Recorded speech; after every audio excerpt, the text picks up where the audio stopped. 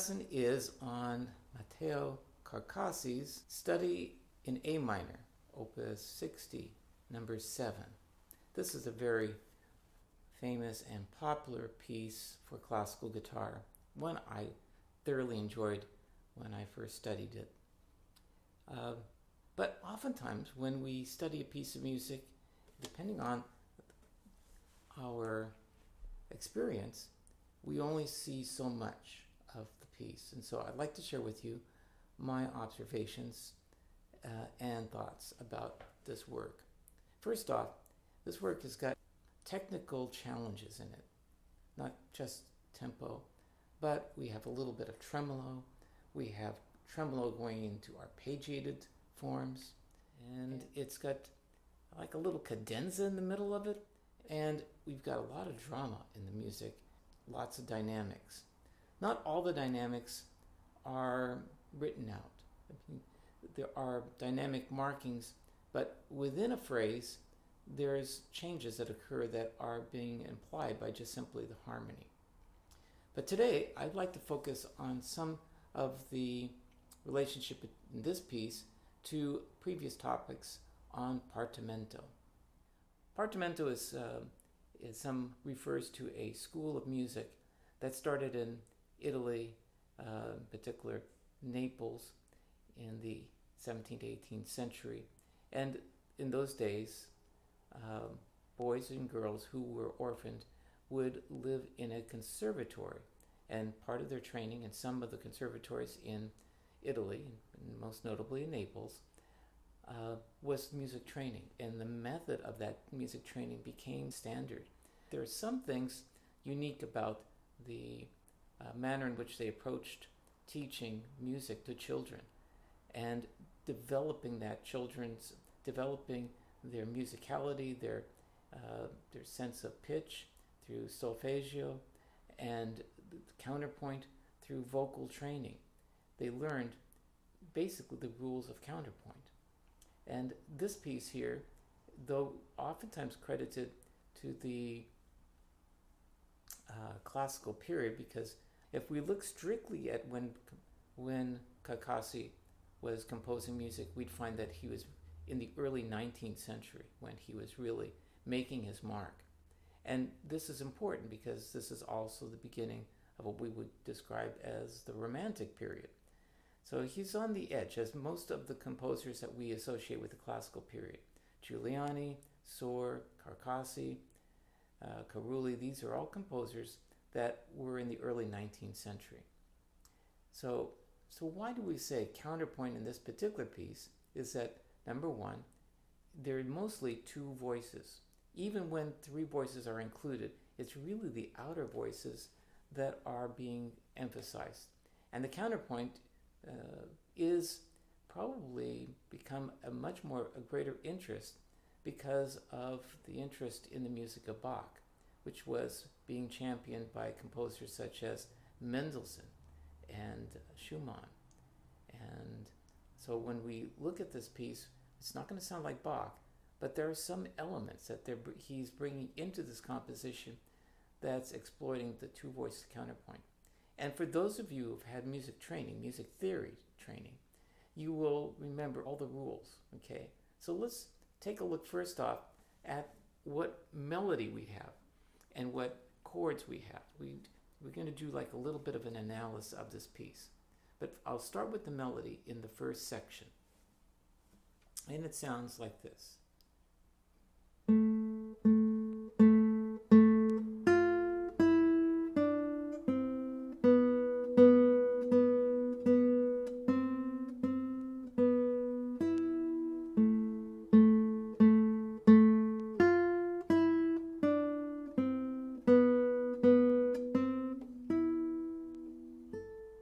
So in that melody, we had the beginning just one note. Now I didn't play the tremolo. That's a technical thing that Carcassi is inserting in this piece, and it's really effective in being able to lengthen the line. When we use tremolo typically on guitar, we are using it to create the illusion for an audience distance, maybe by 20, 30, 40 feet, of a note that's being sustained. So the rapid striking of the note allows for you to be able to crescendo and decrescendo on that note if you like. So the very first note, we just hear the note A. Yeah, maybe we crescendo on that note as we're doing the tremolo. And then you've got a scale that comes down.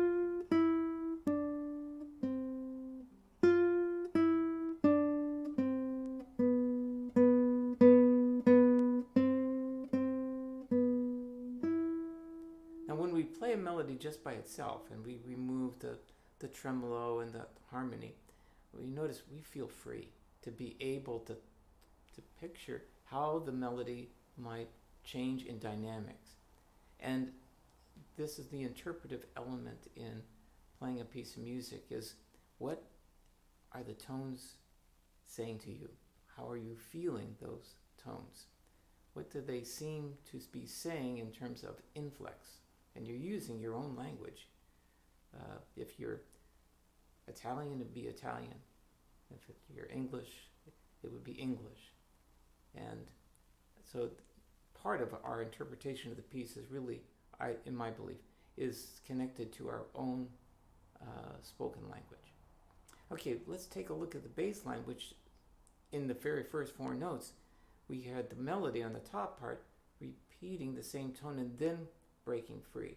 But in the bass line, we had a melody that kind of outlined two chords, or at least implied that. We had an A, a C, that's a third, and then we went up to the note F. So there was a kind of a leap.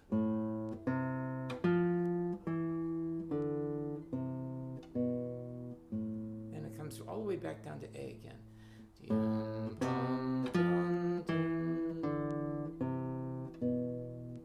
If I was going to compare the first two measures and I said, which is the most interesting melody, I'd say it was in the bass line, because of that, the way that bass line is a little bit irregular, and then it's going to go down by step.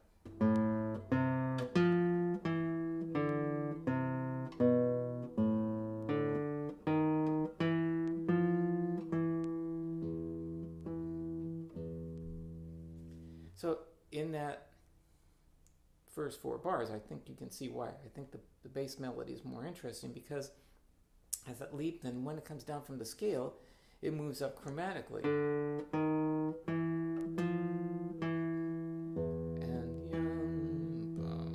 yeah. If we put these two together and we remove all the other parts, we would hear this.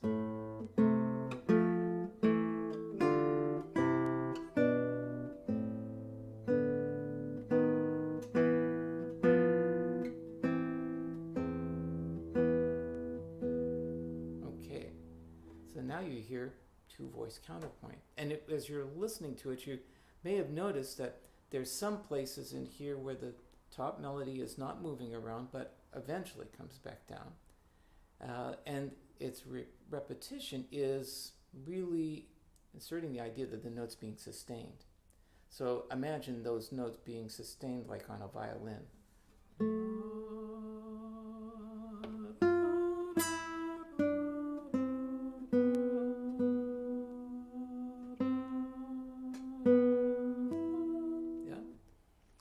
So if we were imagining these notes being sustained, it makes more sense. The bass line and the melody above are sometimes moving in contrasting movement. So we have two voice textures.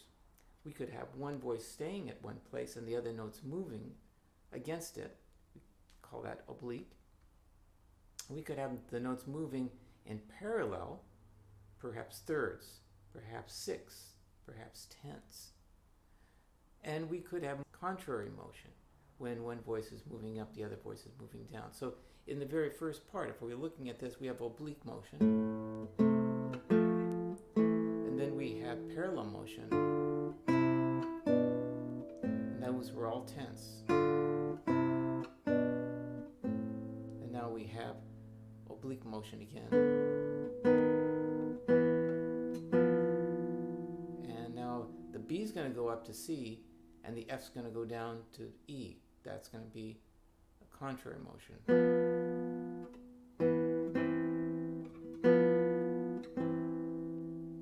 And now the bass note. So what were the intervals that we had there at the very end? Well, we had a sixth to start, still a sixth, a fifth, tritone, and now it goes to a sixth, and to a fifth, and the chord we have right now harmonically that's being implied is an E chord. No G sharp in there, but it's being implied. When we add the third voice, that's when you'll hear the G sharp. The second time he does the same part, he makes some changes. Let's see what he does in the second phrase. He starts off the same. Now he gives us the arpeggios and the bass line's moving the same. And the chords we had there, harmonies, were D minor, so we got a fifth here and a 10th here. So our D minor chord, instead of looking like this, the F has been brought up an octave for vocal considerations. When you're trying to create a nice texture and you want a little bit more space so that you can hear the voices clearly, you may move voices around. The harmony may still be a D minor chord, but in this case, he's got a fifth in the lower two voices, and then he's got the first finger all the way up on the note F, which is the third of the chord. But the interval between the bass line and the bass note and the highest note is a 10th. So he went from this sound, and two voices moved, the top two voices, but the third voice did not move.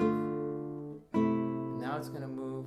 The A is going to go to G sharp, and the E is going to go to D.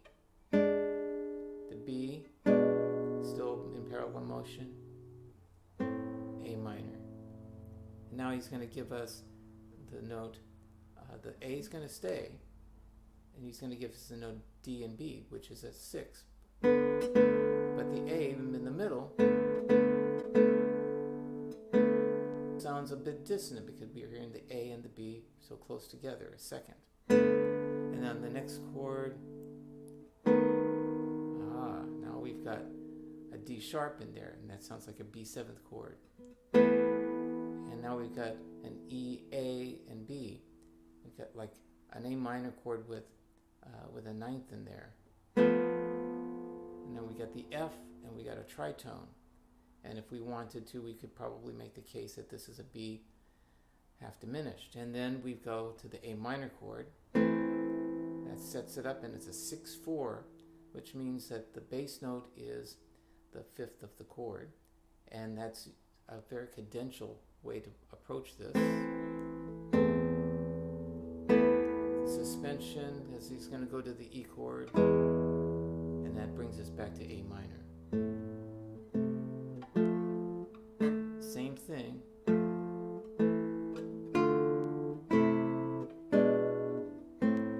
This time he has a little different way of getting to the very ending. He wants a very dramatic ending on an A minor rather than an E. So he gives us the diminished, D sharp, B7th chord, goes right to the A minor chord in 6/4 cadential formula, and the E chord, and then he gives us an A minor chord, and he arpeggiates it.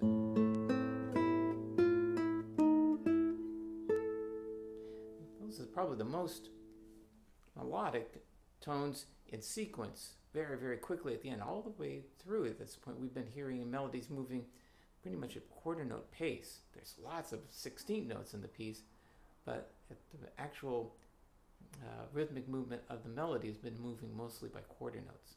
At the end, if we count the whole arpeggio as part of the melody, we have...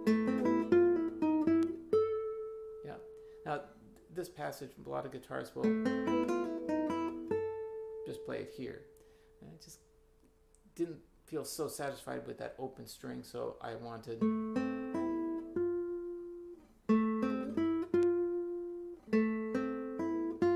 It just seemed too plain, the note F. I wanted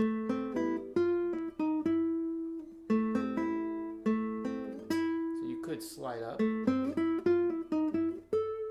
or it could be... Okay, that's just a personal preference in that one area. Okay, the dynamic markings at the very end is piano, which is a bit of a surprise on that last part because it's so exciting.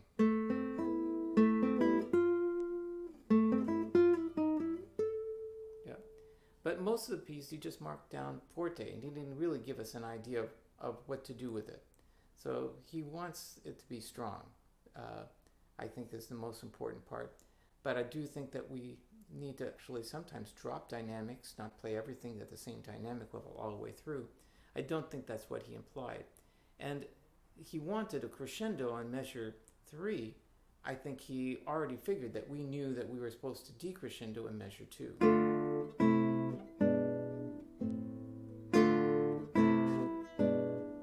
So then that brings us to crescendo.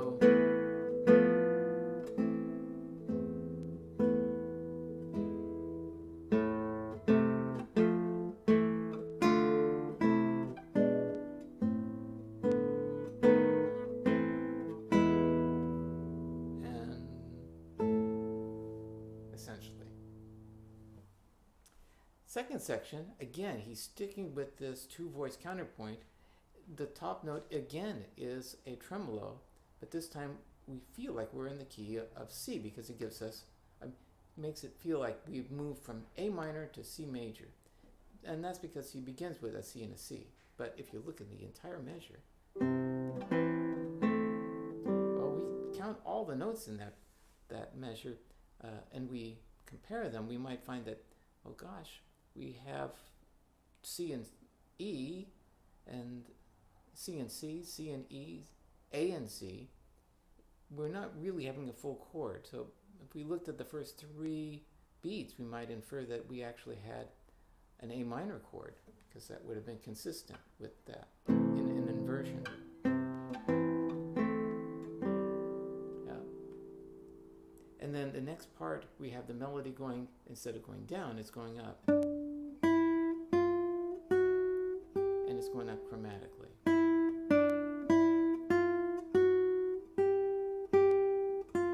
And then down to F. Then it goes down chromatically.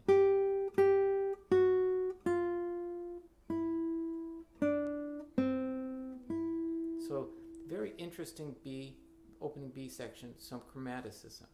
So again, listen to the bass line.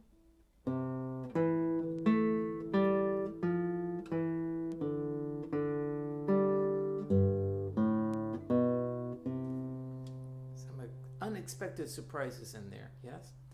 It doesn't sound as a solo melodic line, because at this point we're going to notice that the top part is going to be moving in contrary motion. So we've got in the second measure of the B section, we've got an F and a D, then an E. So the F and the D is a 6th, goes to an octave, then he goes to a 10th, then he makes it a major, so a little F sharp, and that's going to bring us to an octave, another octave, and then he's going to go down chromatically, A and C, A and F sharp, that's a 6th, and then we're going to have B and F natural, that's a tritone, and then we're going to have C and E, which is a 3rd. Then we're going to have another octave, and then a 6th, and then a 10th.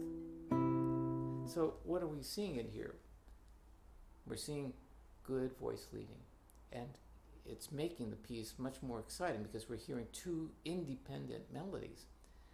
Again, in the Baroque period, we see lots of counterpoint. In the classical period, we do see counterpoint, especially in Mozart and Beethoven and Haydn. We see that counterpoint observed, but not continuously like we would see in the Baroque period. We had more homophonic textures and then mixed with some counterpoint. In the 19th century, counterpoint makes a bit of a comeback, and so we're seeing much more of it. And in this piece, it really is a study in counterpoint on guitar, creating two independent melodies. And that's why I think I found it so attractive as well. So let me play the first 4 bars of the B section. So we've got octave, 6th, 3rd, 4th, 6th, octave, 10th, major 10th, octave, octave, 6th, and tritone, 10th, octave, 6th, 10th, and then he's going to continue from that. This study in A minor by Carcassi is a challenging piece on a number of levels, particularly for the right hand. We have tremolo in various portions of the piece, and the chief difficulty is that the tremolo is not on string 1, it's on string 3 and on string 2. So execution for the right hand to be able to do that effectively and cleanly and quickly and evenly is much more of a challenge. And